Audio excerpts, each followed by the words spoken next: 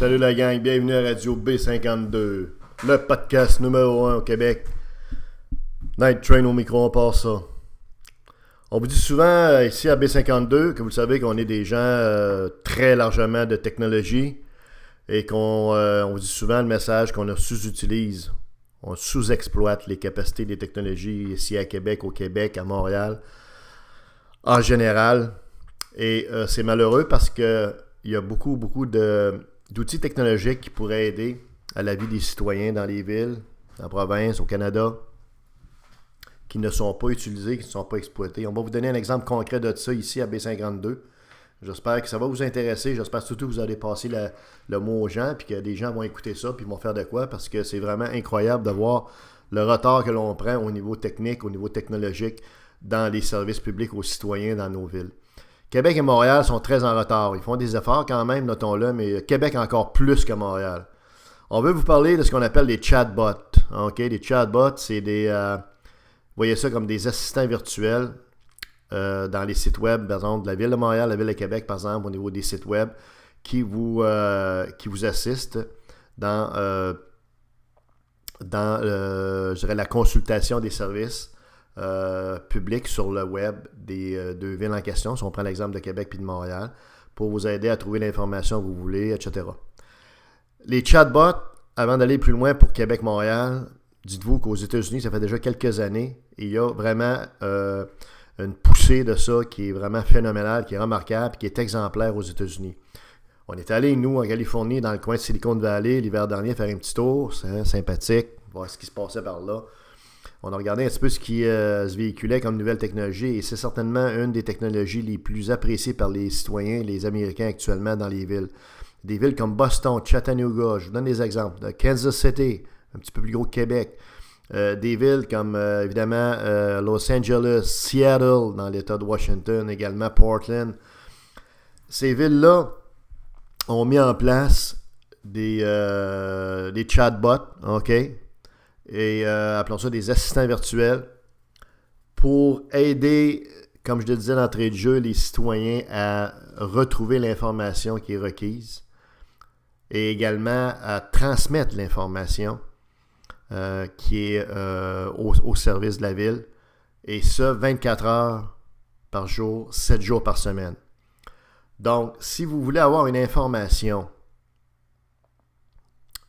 comme citoyen, auprès de votre ville, la ville de Montréal ou de la ville de Québec, ou éventuellement des autres villes, Rimouski, parce que ça s'applique n'importe où, eh bien, vous allez pouvoir le faire n'importe quand dans la journée, dans la soirée ou dans la nuit, et 7 jours par semaine. Et ça, déjà, c'est une amélioration de 100% par rapport au modèle d'affaires actuel de service à la clientèle puis de support à la clientèle qui est basé sur les horaires de travail du personnel. On ne critique pas le personnel qui travaille de 8 à 5, mais on comprendra que si vous avez une question et que le service à la clientèle ferme à 5 heures, puis vous avez une question à 5 heures et une, bien vous êtes mort. C'est terminé. Ça répond, le service à la clientèle est fermé, appelez demain. Ou appelez pas. OK? Donc, on est dans un modèle d'affaires ici au niveau des services publics, puis même dans les compagnies privées, qui est complètement désuet, dépassé, vieillot, empoussiéré et anachronique. On ne comprend pas une OB 52, qu'on persiste encore. Prenez dans les services gouvernementaux aussi, le gouvernement du Québec, le gouvernement fédéral, qu'on continue à mettre en place un modèle d'affaires de soutien aux services aux citoyens qui est complètement caduque, dépassé, basé sur un horaire de travail très, très limité, de 8 à 4 même. C'est même pas 8 à 5, c'est de 8h30 à 16h30, à 16h30. Imaginez-vous, en 2017, vous avez encore un modèle d'affaires, de service aux citoyens qui date de 40 ans. C'était peut-être vrai ça dans les années 60 qu'on pouvait faire ça. OK? Il n'y avait pas d'Internet, il n'y avait pas ci, il n'y avait pas ça. Mais là, avec l'Internet, avec les médias sociaux, avec aussi le style de vie des gens qui a énormément changé. Vous savez, il y a des gens maintenant qui travaillent sur des chiffres de soir, même des chiffres de nuit beaucoup plus. Les gens ont accès à l'information 24 heures par jour maintenant, donc ils peuvent décider de faire des transactions, par exemple, pour payer des comptes en pleine nuit. Avec un chatbot, vous allez pouvoir effectuer dans certaines villes américaines un paiement d'un bill quelconque, d'une facture quelconque que vous devez à la ville sur les taxes, quoi que ce soit. Vous comprenez? Donc, on ne comprend pas, nous, que le modèle d'affaires complètement inadéquat, complètement dépassé, de 8 à 4, petit modèle de fonctionnaire, là, persiste encore. D'autant moins pertinent que les gouvernements font quand même un effort pour développer des sites web et des services en ligne aux citoyens. Alors, d'un côté, vous développez des services en ligne, mais de l'autre côté, vous laissez en place un modèle de soutien à ces services en ligne-là qui date des années 50, qui date du Moyen Âge. En quelque part, là, il y a quelque chose qui manque le bateau, là. OK? Fait qu'il serait temps qu'on mette en place quelque chose vraiment qui fait 2017, qui fait 21e siècle, là. Ça n'a aucun sens, l'histoire. On a fait un podcast dernièrement en vous disant le centre Vidéotron avec leurs heures là, de 8h à 4h, alors que le monde, s'ils veulent aller acheter des billets à 5h l'après-midi, c'est mort, ils arrivent, la porte est barrée. C'est fini, ces affaires-là. Il faut absolument qu'on se réveille ici. Revenons au gouvernement, à la ville de Québec, puis à la ville de Montréal. Il serait temps qu'on se réveille également là, puis qu'on décide de mettre un chatbot. Un chatbot également peut aller très très loin. Vous savez, il y a une partie là-dedans qui est FAQ, comprends-tu? Donc des questions les plus fréquentes posées aux citoyens. Mais il y a plus que ça. Il y a de l'intelligence artificielle. C'est pas juste une FAQ là, traditionnelle qu'on voit depuis 20 ans, là. Tu sais, avec des questions-réponses préprogrammées. Vous posez des questions et à ce moment-là, le robot va aller chercher l'information dans le portail, dans les banques de données du ou des sites web. Plus que ça, si les villes sont assez intelligentes pour se connecter, prenons l'exemple de Québec et de Montréal, donc on peut à ce moment-là faire en sorte que le citoyen va puiser l'information dans les banques de données des deux villes en question, qui vont être en lien, qui vont être en liaison. Donc on augmente la richesse et la capacité de répondre. Donc vous pouvez très bien demander par exemple quelque chose sur une activité et on va vous répondre, mettons que cette activité-là n'a pas lieu à Québec, mais elle a lieu à Montréal. Il y en a une qui a lieu à Montréal, par exemple un spectacle, je ne sais pas moi, à telle date, que ça pourrait peut-être vous convenir comme activité, même si ce n'est pas dans votre ville. Vous voyez un peu l'idée? On met de l'intelligence là-dedans, là. C'est ça qui est formidable. Et ça, c'est pas des affaires, là, comment dites-vous, on n'est pas dans Star Wars, c'est-à-dire on fait pas de la futurologie, là. C'est quelque chose actuellement qui est appliqué, qui est mis en place un peu partout aux États-Unis et qui s'est très avancé dans plusieurs villes, comme je disais d'entrée de jeu. Je vous donne un autre exemple d'application. Si, je sais pas, moi, vous vous promenez en auto ou en moto, puis vous voyez qu'il y a un trou incroyable dans la chaussée, hein, l'asphalte est fendu, puis en tout cas, il y a quelque chose qui est arrivé, ben vous le signalez à la ville, même si c'est 2h du matin, même si c'est 10h le soir, vous le signalez à la ville. La ville, à ce moment-là, va recevoir l'information. Vous n'avez pas besoin de signaler le numéro de téléphone, vous n'avez pas besoin d'aller compléter un formulaire web, vous n'avez pas besoin de faire quoi que ce soit. Vous le signalez directement au robot, puis le robot va enchaîner ça au service qui va s'occuper de boucher le trou. Comprenez-vous? D'autres applications, des chatbots, ils vont vous aider à compléter justement des formulaires. Vous savez, vous avez un paquet de formulaires encore à compléter au niveau web, dans les sites web, quand vous allez dans les sites web du gouvernement ou encore de la Ville de Québec ou de la Ville de Montréal. Bon, mais le chatbot va vous aider à compléter un formulaire, va vous dire comment procéder, pas par pas, rubrique par rubrique, etc. Donc, tu sais, vous allez pouvoir soumettre des paiements. On le disait tout à l'heure, si vous voulez payer des bills, bon, ça va vous dire comment procéder comme ça pour payer votre... comment procéder pour payer votre bill. Comprenez-vous? Donc, c'est un assistant digital, un assistant virtuel qui est plus qu'une liste de questions-réponses. Là, on parle d'un robot intelligent.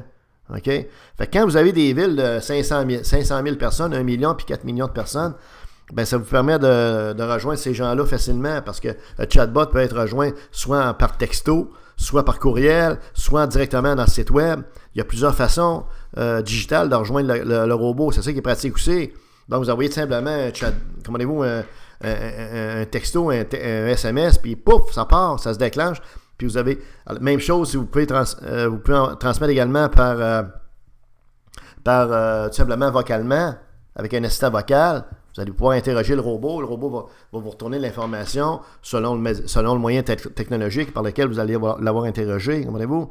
Donc, ça permet de diminuer énormément Ça permet d'améliorer la qualité de la clientèle, du service à la clientèle, de permettre de répondre aussi aux attentes des citoyens 24 heures par jour, 7 jours par semaine, et non pas seulement dans la plage horaire très restreinte où les fonctionnaires travaillent. Ça permet donc de répondre plus rapidement également. Ça permet, ce faisant, de diminuer les coûts opérationnels parce qu'ultimement, vous allez avoir besoin d'avoir moins de monde, plus votre robot, plus vos assistants virtuels vont être perfectionnés, vont être pertinents pour répondre à ce qui est attendu des citoyens. Moins vous allez avoir besoin de monde pour votre service à la clientèle, puis avoir un gros staff de 50 personnes ou de 30 personnes ou de 100 personnes qui vont faire du téléphone puis qui vont faire de la réponse de relation à la clientèle, vous comprenez un peu l'idée. Donc, c'est avantageux sur le plan des coûts également. Donc, vous êtes winner. C'est winner sur le plan de l'efficacité, c'est le winner sur le plan du service aux citoyens. En termes d'accessibilité, il n'y a rien de mieux que ça. Et ça vous permet de réduire vos coûts internes. L'autre chose qu'il faut voir là-dedans, c'est que la puissance d'une plateforme. OK? Si on pense le show, pardon, ici au Québec, là, si on avait l'intelligence de réunir, mettons, Québec-Montréal dans un projet pilote pour développer, non pas juste pour Québec en silo, puis Montréal en silo, tout seul dans leur bout, dans leur garde-robe, mais de développer une plateforme intégrée auquel pourraient joindre les autres municipalités graduellement. Imaginez-vous la puissance de ça. Vous pourriez interconnecter dans le fond un paquet de banques d'informations qui permettrait d'être disponible aux citoyens puis de répondre à une foule de choses qui touchent non seulement les 2 grandes villes du Québec, mais également d'autres villes. Comprenez-vous? Donc, imaginez-vous pour les vacances, par exemple, pour, je sais pas moi, les campings, je sais pas moi, la circulation, peu importe, plein de choses qui pourraient être faites. Les applications sont illimitées. Mais il s'agit d'abord de focusser sur les 20-80, c'est-à-dire les 20% des questions citoyennes qui sont toujours demandées. Et c'est ces 20%-là qui récoltent 80% de la satisfaction des citoyens. Donc, il faut se centrer d'abord là-dessus, puis après ça, élargir la gamme de services rendus par l'assistant virtuel. Alors, à quand un assistant virtuel, un assistant digital à Québec, à Montréal? OK? On pourrait l'appeler Reggie, ou on pourrait l'appeler, je sais pas, au moins Dennis, hein? Ou encore Regine Dennis, nos 2 mères. Chose certaine, il y a un move à faire, puis c'est sérieux, là. Parce que là, on n'est plus à l'ère, là, tu sais, du papier, là, puis des papyrus, puis de l'Égypte, de Toutankhamon, puis de l'Égypte, là, comprenez-vous, des papyrus, là.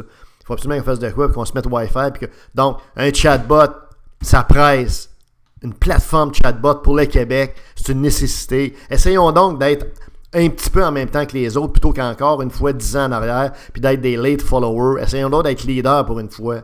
Hein? Fait que Régis, là, c'est bien beau le cimetière musulman. Peux-tu t'occuper des affaires aussi qui sont un petit peu plus high-tech, un petit peu plus importantes pour l'ensemble des citoyens? Même chose, Denis Coderre, les expos. Salut, c'était Radio B52.